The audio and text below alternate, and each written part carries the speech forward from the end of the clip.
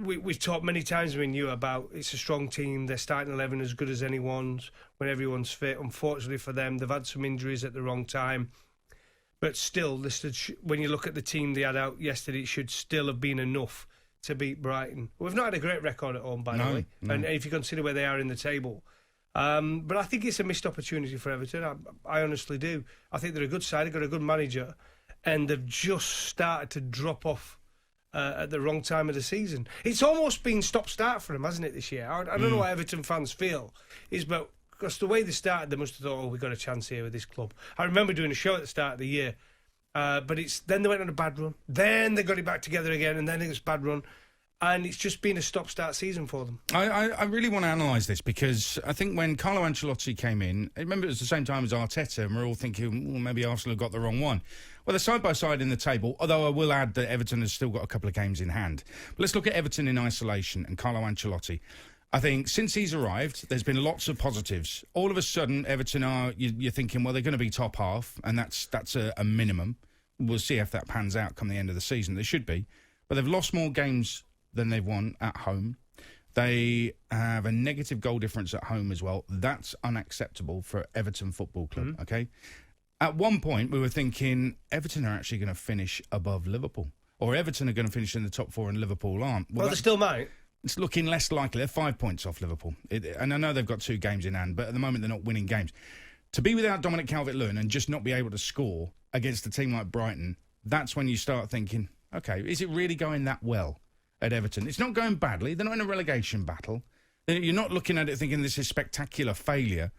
But is it a missed opportunity when you see Leicester a 3rd and West Ham a 4th and Everton are 8th? That's a massive missed opportunity. Well, it is, considering the games they did have in hand and where they could possibly be. It was in their own hands, wasn't it, to be in the top 4.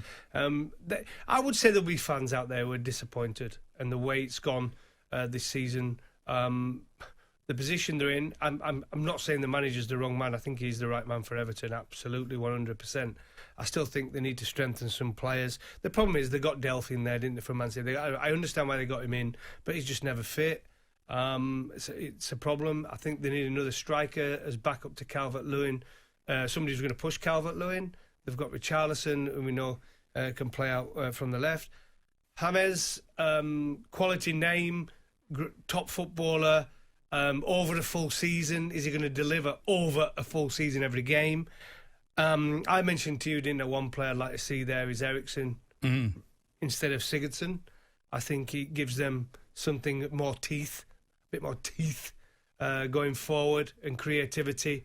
And I think he's just a poor man's Eriksen, Sigurdsson. I honestly believe that. Wow. Let's expand on James a bit, because he's clearly a terrific footballer. And actually, I think the fact that they've attracted James Rodriguez to Everton... Well, that's Ancelotti. And it opens the door for other players as well. Yeah. I think they'll see, Ancelotti's there, James has gone there, and then they'll think, it's an option, definitely going to Everton.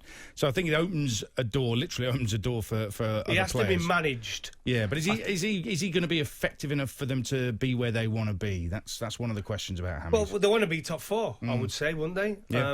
If you speak to Everton fans, I think top 4 would be their dream. I think they honestly did believe they would get there this season. At one point, I thought they were going to get to top 4, but they're gradually slipping.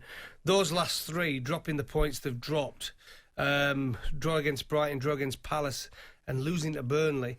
It's a massive time of the season to drop those points. So it's huge for them.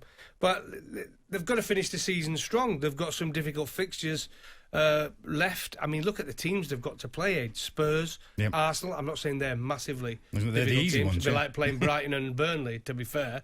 Spurs and Arsenal and Villa, West Ham, and Manchester City. Last day. Yeah, so there's some of the fixtures they've got. Massive games. And Everton, in the end, could finish probably 9th or 10th. They could do. And then it would be a ridiculously embarrassing season. And that's what matters after 38 games, where you finish.